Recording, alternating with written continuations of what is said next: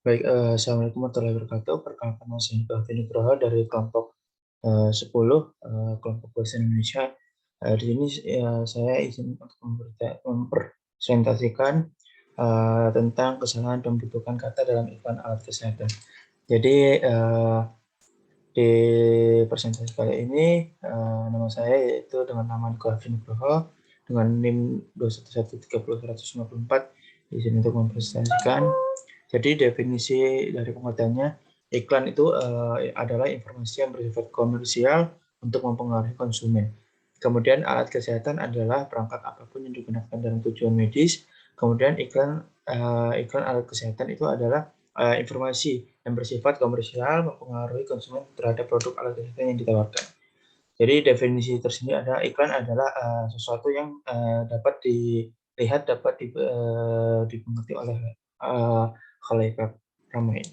Jadi kemudian dalam penulisan iklan itu ada kaidah-kaidahnya, yaitu kaidah penulisan umum yang pertama ada kalimat persuasif, yang kedua ada kalimat imperatif, ketiga mengandung daya tarik, yang keempat ada kalimat informasi, yang kelima ada sajian nonverbal, keempat keenam membuat fakta dan opini.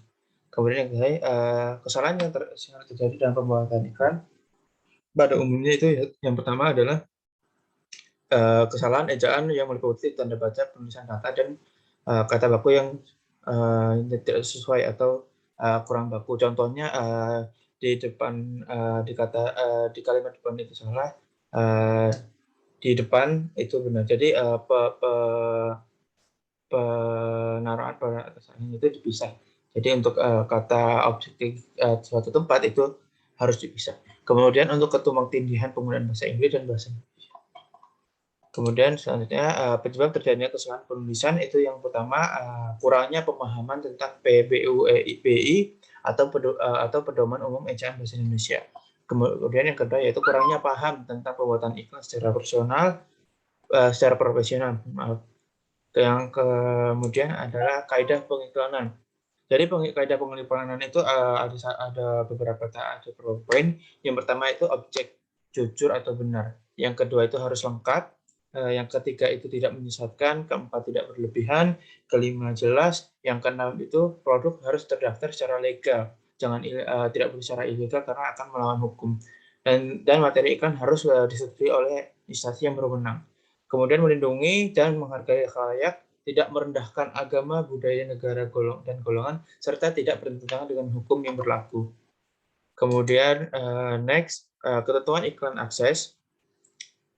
Jadi alkes dan alkes dianoksis itu dapat diiklankan harus memenuhi persyaratan administrasi atau teknis dari kriteria sebagai berikut.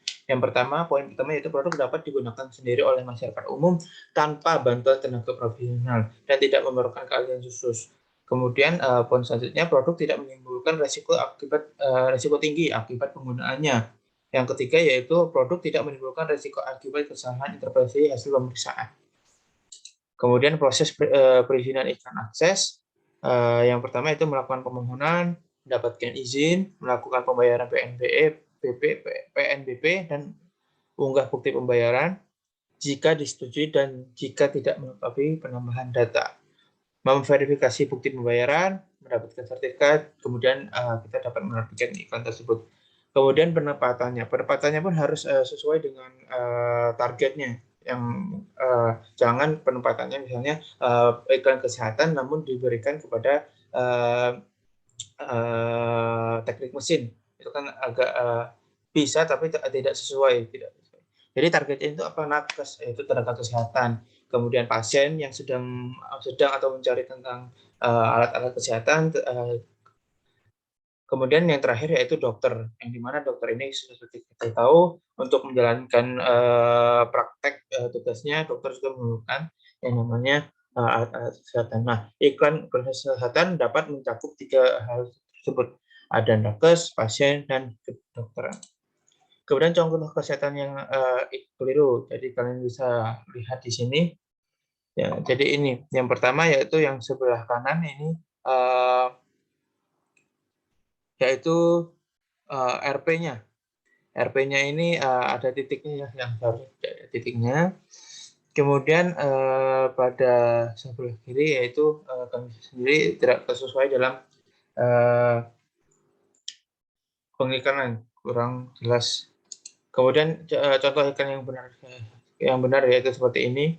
Jadi jelas, padat, singkat, dapat dimengerti, tidak berlebihan, tidak merendahkan segala aspek yang berkaitan. Baik, mungkin sekian dari saya. Terima kasih. Wassalamualaikum warahmatullahi wabarakatuh.